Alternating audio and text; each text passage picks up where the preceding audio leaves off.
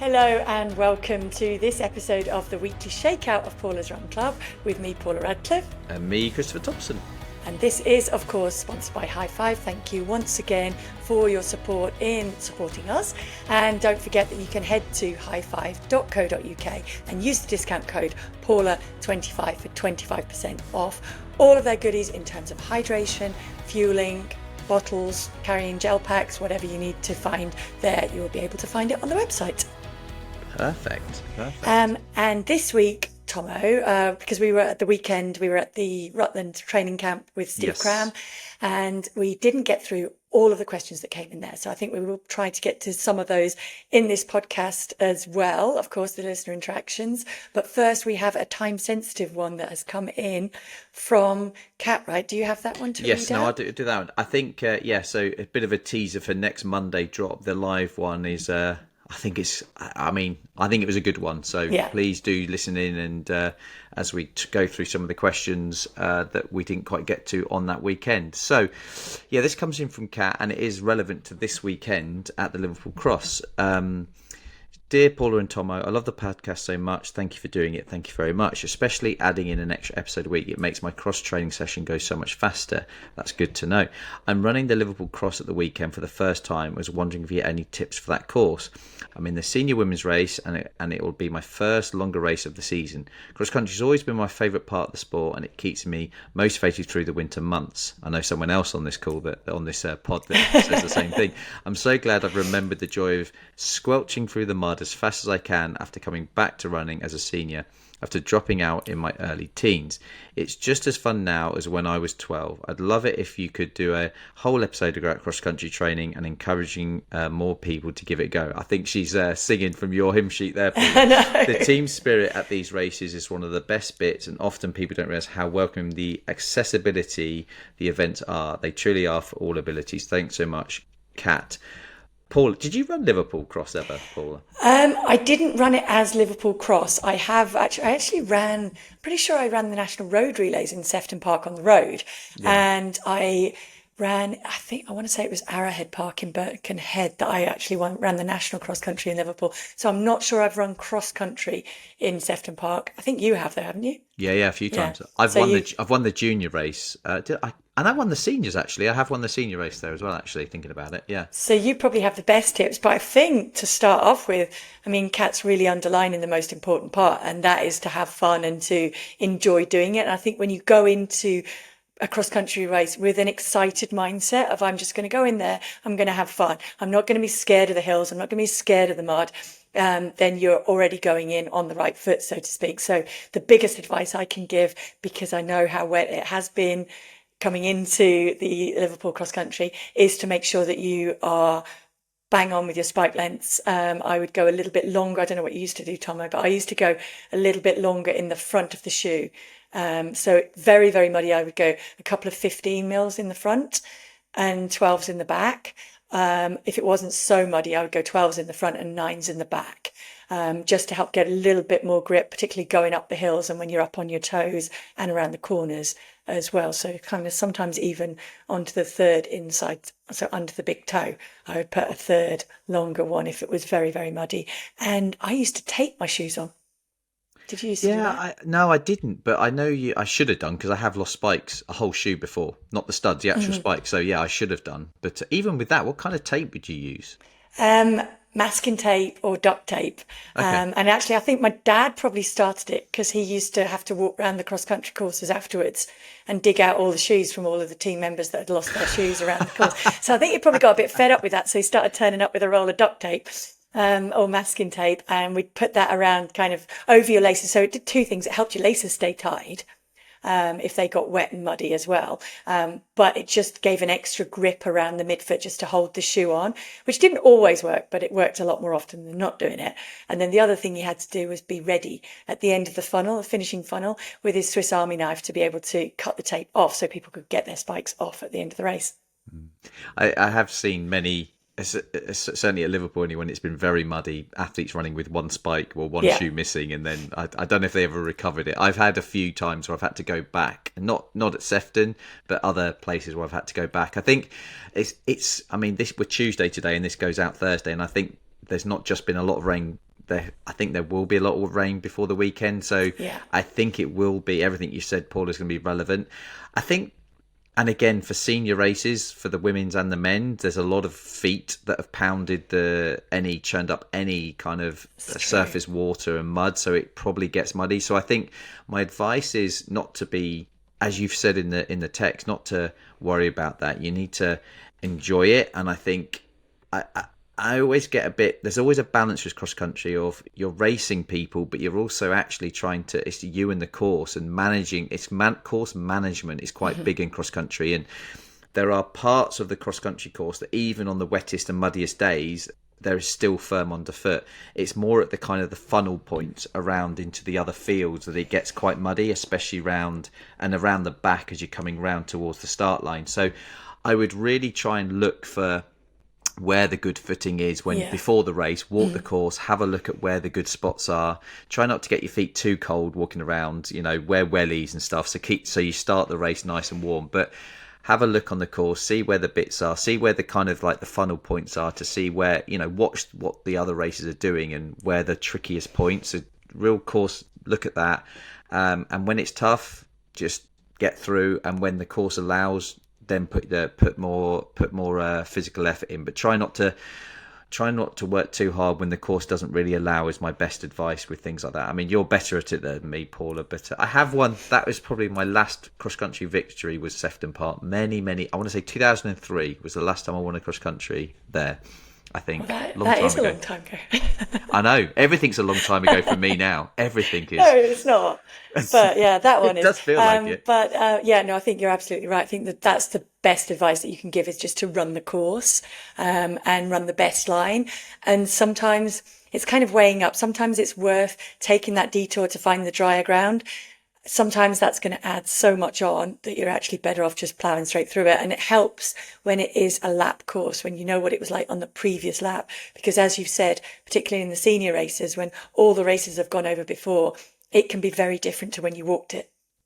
So making sure that you just are able to adapt with it, but go in, have fun, and just remember that when it's muddy, if you're enjoying that mud, then you're already one up on the person next to you who's not enjoying it, because they don't have as many good vibes going through their body. So that will absolutely help. So splash through those puddles and have fun with it.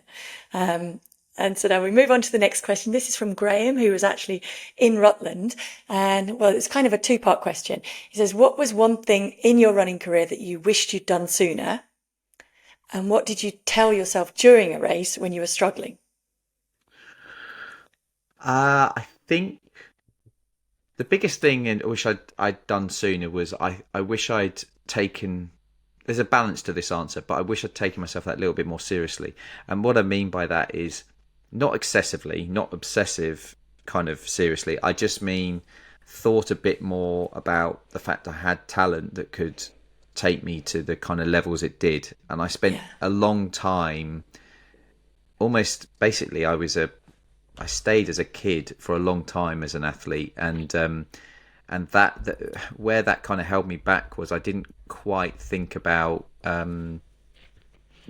where I wanted to be in 5 years. And like I said, I'm very cautious with that answer, because you can go too far with it and almost put too much pressure. And part of what made me run well was the fact I was so relaxed and just enjoyed the 6 inches in front of me. But there's also a precocious balance with planning ahead and thinking about where am I going to position myself, what's going to be the best team around me, and all those little wonderful things that athletes seem these days to be very, very aware of. And you Paula, was someone who was very good at kind of,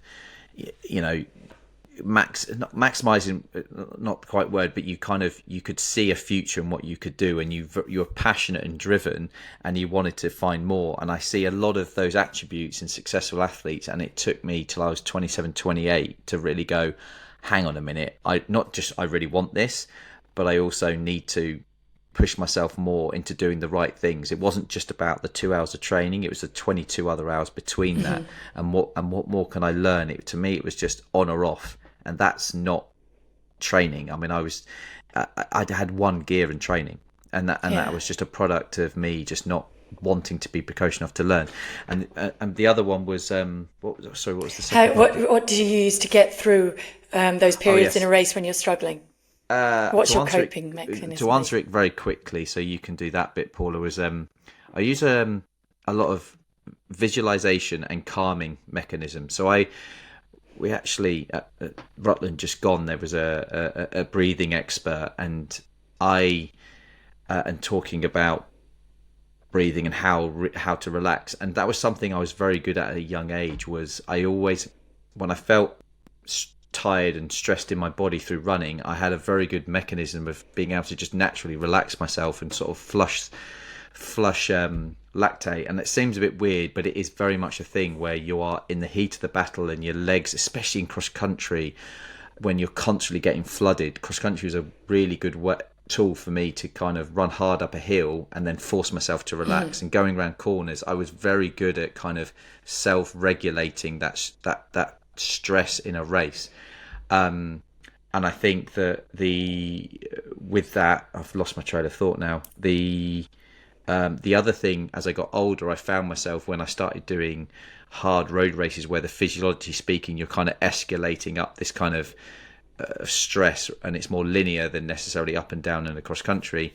I found visualization really helped. So I could break down a race into, I've got 2 miles to go, and I would imagine my 2-mile loop at home, something that was felt a bit more manageable. So that was kind of my 2 tools. Yeah, which are great. I think I'll answer that one first. So when I was struggling in a race, the first thing I would do is go to the counting technique, which was my coping mechanism, which would just essentially be something to ground me in the here and now. So all I would be thinking about is one foot in front of the other, what number comes next, and not what's hurting, how many miles I've got left to do, or any of that, or why I was struggling. It would just ground me right now in one foot in front of the other and not thinking about anything else until I came through it. And the other thing is just reminding yourself that if you're struggling, probably lots of other people are also struggling. So what it's actually about at that point is who copes with the struggling the best. So if you turn it into a challenge and a positive rather than something negative on your race, that sometimes helped me to kind of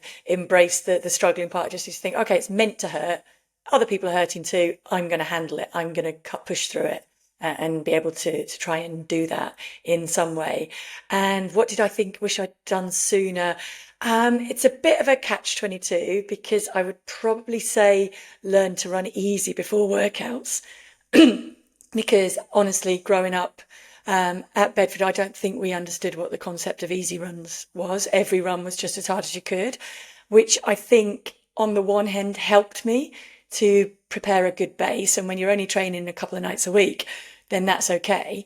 When I then started introducing twice a day runs to my training, I had to learn that it was better to run a lot easier in my run before a workout and get more out of the workout. It took me a while to learn that, so I kind of wish I'd grasped that a little bit sooner and got better quality workouts to kind of make that step up. Excellent. Next question. Yep, go on the next question. Is this one's on the... Not to be too abrupt, but I think the feedback is we need to fit in more. So, right, hang on. So I'm going to get Gary. Yep. Firstly, a huge thank you for creating the most supportive, inclusive, entertaining podcast. Oh, blimey. Thank you very much. I hadn't read that beforehand. That's very, very kind of you. I came to running late at 47 years old, did my first marathon London at 57, and now I've completed 7 marathons, including a 3-hour, 11-minute PB in Seville in February at the age of 63.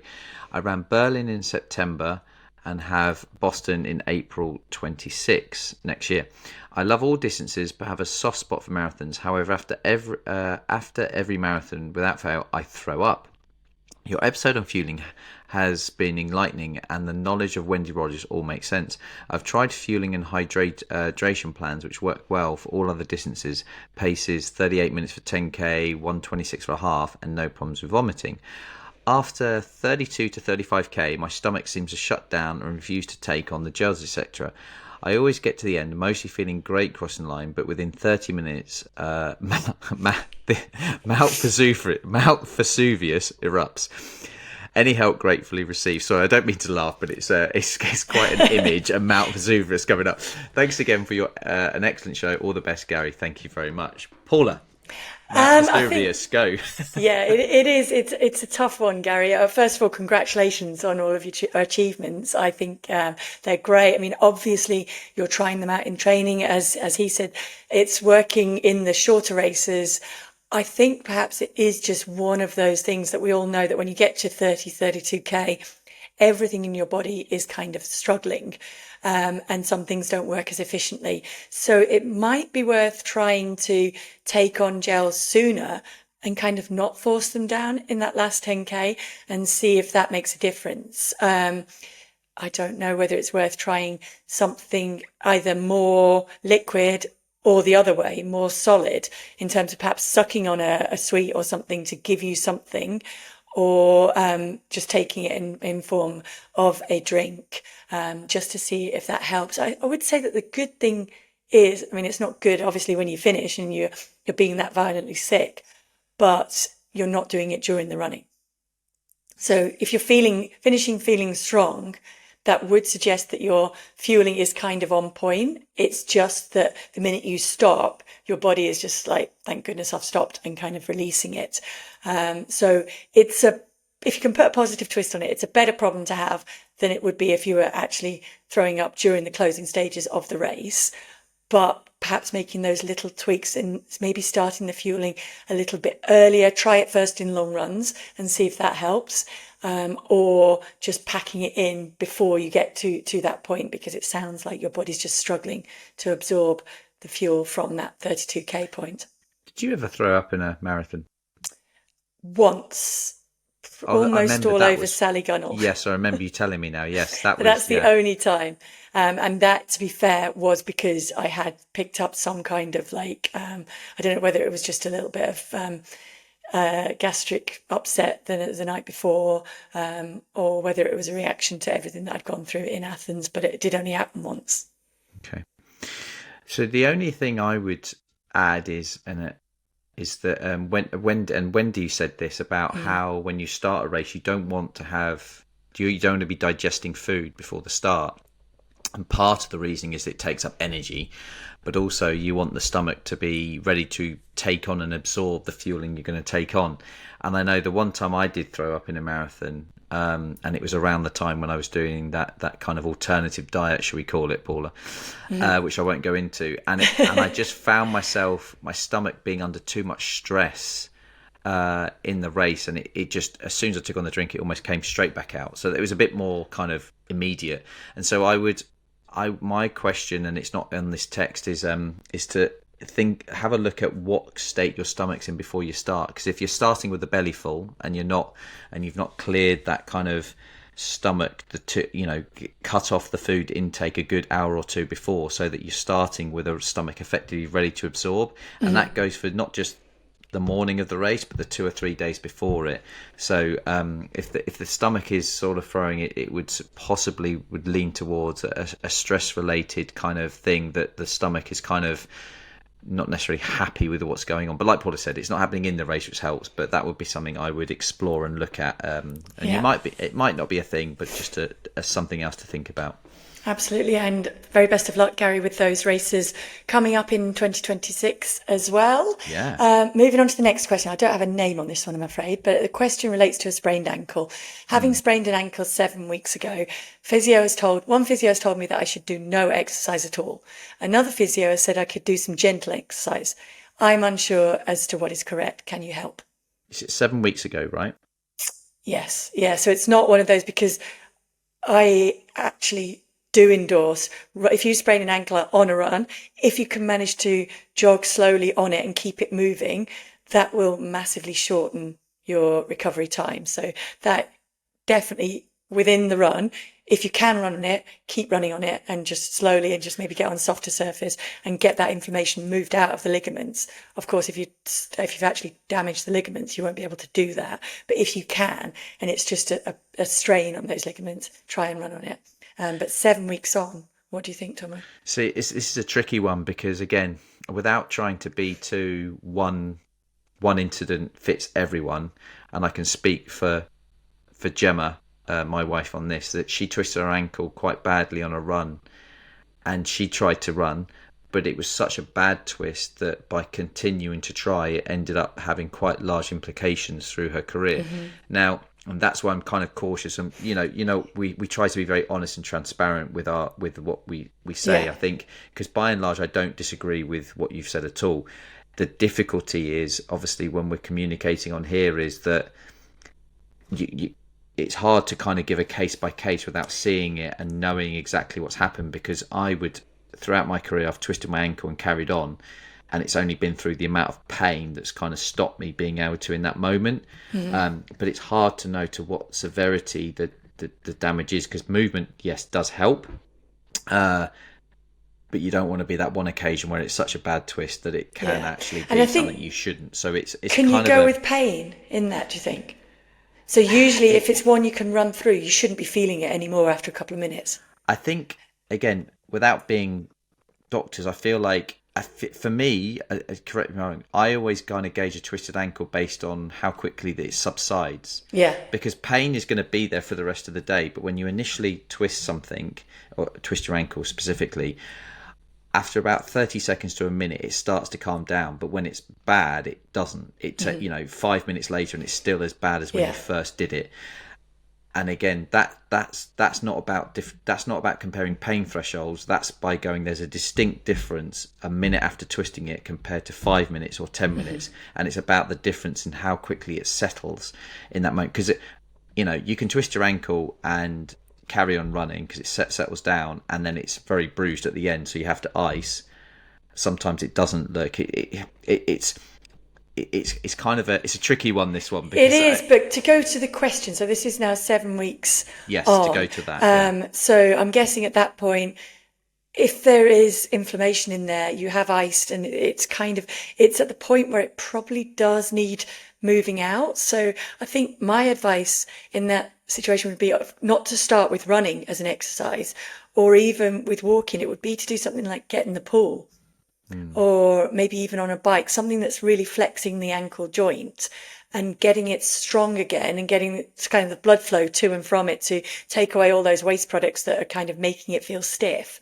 And then to progress first, if you can use a pool where you can actually touch from the bottom, to running barefoot on the bottom of the pool, so it's not fully weight bearing, and then to going outside. But definitely it needs to move at that point, 7 weeks on. It's just whether it's weight bearing movement or whether it's just first getting it strong. And then TheraBand stuff, I would bring in TheraBands. So a lot of our tables actually all around the house have TheraBands tied around them, so that you can just sit and basically, you're talking about pulling. So if you can see there, you're talking about pulling your foot back towards you. You're moving your hand back and forth. I know, because I can't get my foot up there. Nobody wants to see my foot. No, it's just for listeners. You were going to do this to the camera, but I was saying for listeners, I'm showing you. So you basically put the TheraBand around your toes, and you're going to pull straight back towards you for 3 sets of 10, and then slightly, is it dorsiflexion? Out, dorsiflexion. Plantarflexion is down, dorsi is up. Oh, no, I'm talking about lateral. Oh, so you're going to move movement. lateral and medial as well. So you're going to take it slightly out at an angle, as you would do when you're running, and then pull it back in as well. And if you do those and gradually make that TheraBand a slightly stronger TheraBand, then when you can do that with no pain, then you're probably okay to start some kind of weight bearing exercise. You've literally got, you can see bruising and you can feel pain, but the one you're just talking about there, Paula, is comparison's always a good thing. If you can see there's a lack of strength compared to the other ankle, that tells you a story. But also just general stability. Just in general, if you can't really stand on one foot when you're brushing your teeth, how's that going to be? That's exasperated when you're out running. So just use that as a kind of a common sense marker, but it's difficult, to kind of diagnose. But 7 weeks is a long time. So unless there's a serious problem in there, you should be exploring these things. But that's for your medics to kind of let you know if there's something more in there. Is it my question or yours? Sorry, it is your question now, I think. So I've done so. This was from the weekend at Steve's camp. Paula ran Tokyo and Boston this year. I can't believe that was this year. It feels like ages ago now. Can you believe that? My calf still feels like it was this year. Yeah, can I say it still looks like it when you walk? Oh, thanks. Sorry. That might be my foot, not my calf, but yes, you can say that. Of course you can. Sorry. Listen, I'm Sir Limp-a-Lot as well these days. Sir Limp-a-Lot. Advice on combining training for 2 marathons with daily life. Well, that is actually a really good question. I think to combine it with daily life is probably the hardest thing, given that I had moved on. So my daily life is quite packed. I had 2 kids, actually both going through exams coming into it. So probably didn't pick the best year to start doing a little bit more. On the other hand, it was quite nice to be able to escape for long runs. So I definitely had to fit, and that was the big difference between when I was racing marathons and this year, is when daily life and you have a job, you've got to fit your running around that. So I had to kind of make that work. The other thing was practicing fueling on the runs. Instead of having a husband or a coach alongside me on the bike handing out the drinks so that I didn't have to worry about it, I had to carry the gels with me and hide drinks or loop back around the house. So you kind of have to be creative in that. And I would say bringing friends and family on board to help with that challenge, and planning in advance in terms of the logistics around it. So things like booking flights to make sure that they work in the schedule, thinking about booking hotels, thinking about even booking where you're going to eat the couple of nights before if you're traveling to a race, just to make sure that you stick to your routine as much as possible and be kind to yourself. Remember that in any marathon build-up, there are times when it doesn't go according to plan, but when you're trying to combine it with daily life, with a career at the same time, you have to be ready to do a bit of give and take. And so that's, I guess, one of my other bits of advice is just to be kind to yourself and give it a bit of balance. And if you're not sure whether to go out on a particular run, err on the side of caution rather than forcing yourself out. I mean, there's not much more for me to add because I haven't done 2 marathons this year. So maybe I'll learn from you. I think the only thing for me is routine to add in. I mean, you've basically said that already, but No. the power of a routine is incredible, and that comes with the planning. And I think trying to find a regular slot, and that goes for meeting people or for. And so you're not just your body, but your mind kind of gets used to where your fatigue lies. Because I think you said this, Paula, about how you would try and do your long run on a Sunday morning and then you have a day off the next day. So your 24 hours of rest became almost 3 days because of when you did it on the say if you ran Sunday morning, you would run later on Tuesday. So it adds to the recovery. So I think the rhythm of fatigue that you feel when you're training, if you're doing a task and you know that fatigue is just linked to when you did a session that morning, or so you go with the flow of the fatigue that feed it into your everyday life. It sounds a bit kind of complicated, but you get what I mean, because you have highs and lows of kind of recovery for fatigue from recovery that you kind of get used to, and it applies into your life. So that would be the only thing to add. But good luck, and I'm sure you're going to nail it and run faster than Paula. Absolutely. Good luck, Andy. You definitely will do that, I'm sure.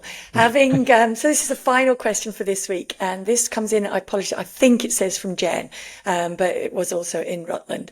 Having gone through most of this year with a leg injury that will not heal, I was wondering if at some points I was wondering if I would ever run again.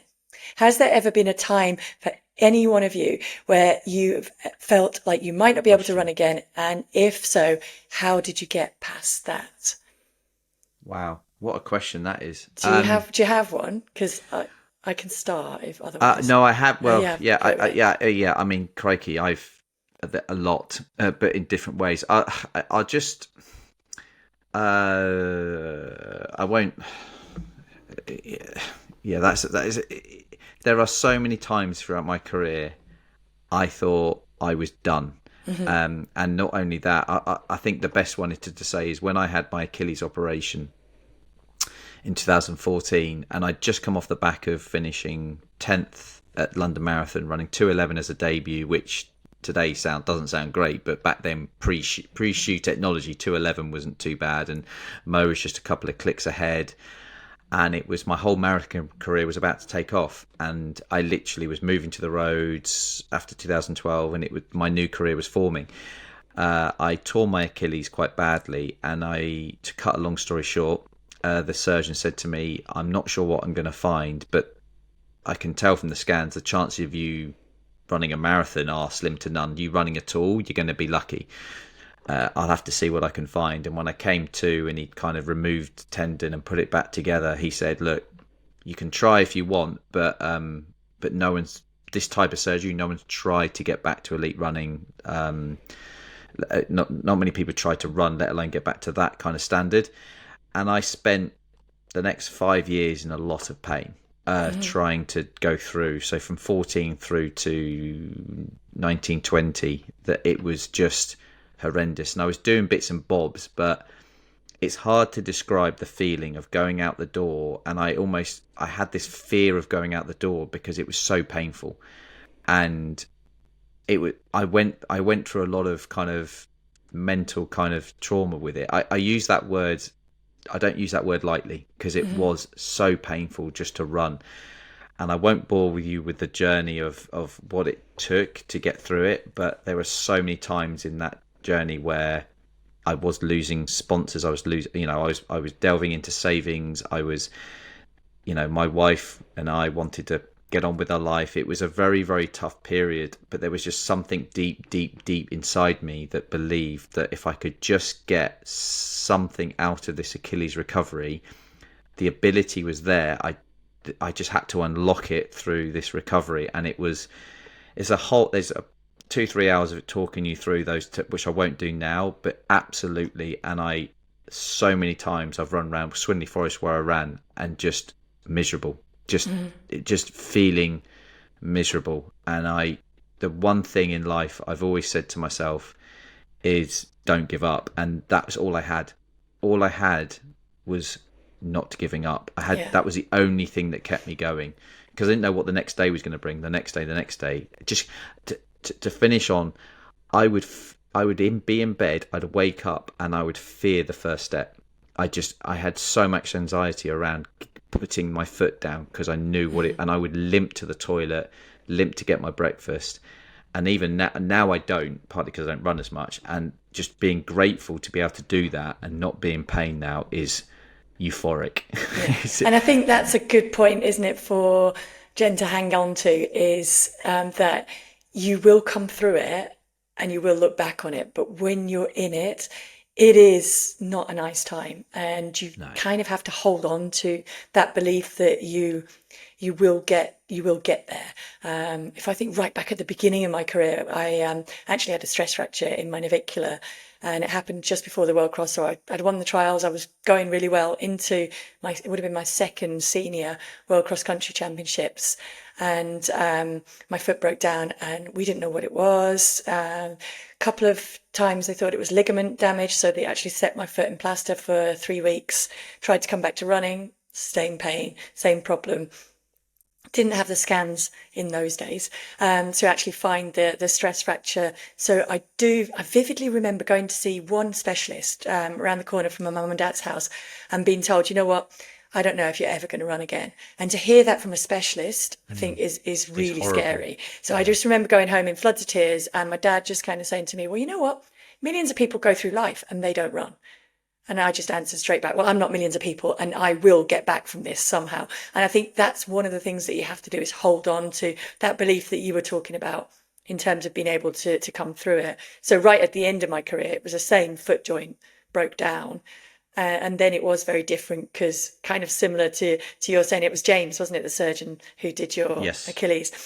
So Amal, who did my foot surgery, kind of did 3 different things. He had to do a bit of microfracture to try and stimulate the cartilage to grow. He had to do a bone graft, and he had to tidy up all the mess that was in there in the foot joint. And he did say to me, look, I've never done this operation like this on a runner. I've done it once on a footballer from Derby County. And he did get back to playing at some level, but never at the same level. So he said, I don't know whether you're going to be able to do that, but the alternative was to fuse my foot, and then I could not run. Full stop. So for me, it was a no-brainer in kind of taking the punt on that. And And similar to you talked about, it was painful. I had to psych myself up to walk to school, to pick up Isla from school, because it was that painful. But somewhere in that process, there's like a little imperceptible corner that you turn, isn't it? Where suddenly it's not quite so bad. And then I was doing a lot of pole walking, and I was able to, on one of those pole walks, actually jog for probably about a minute. And I remember coming back from that with a bigger smile on my face, because it's a bit of hope that there's something to work towards. So there's always hope, and our bodies are amazing things. So I think just stay patient with it. Be prepared for the worst, but keep believing for the best. Keep believing that you will get back. And I was going to ask you this, what yours is, Paula, but if anyone asks me like what it feels like to persevere through those dark days for not just months but years, just look at how I look at the end of Kew Gardens Olympic trials, because that how I felt that day. And I know that a lot of people are aware of my story with becoming a dad and making the Olympic team and breaking my hand, but I stuck at not giving up through that operation, and through being told, it just made everything feel worth it. That 5-6 years of struggle, that that was the light I was trying to get to. And so my question was going to be to you, Paula, like, what was there a moment afterwards that you went, that was, you're proud of yourself and worth it? What was because you'd have had a few, but what was the first one?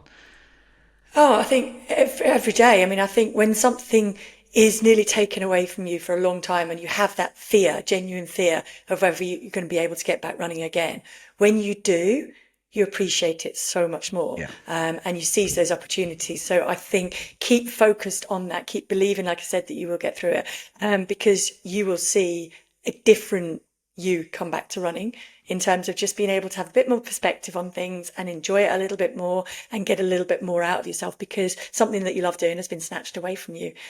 So yeah, hang in there, keep working through it, and fingers crossed you will be back to running again soon, and that running will be better than it was before. And that is, I'm afraid, all that we've got time for this time. We have gone over, but just trying to get to as many of your questions as possible. Just another big thank you to High Five. A quick reminder of that code, that is Paula25. If you head to highfive.co.uk, you can send in, of course, any questions to the listener interaction, and we will get to those. You can send them into Paula's Run Club at momentumbroadcast.co.uk, or on socials at Paula's Run Club, or to the WhatsApp number, which is +44 7564 747 914, and we will endeavour to get to as many of those as possible. Thank you for listening. This has been the weekly Shakeout, and this has been a Momentum Broadcast production. We will see you on Monday for the main pod, and Thursday for the next Shakeout. Cheers. See you soon.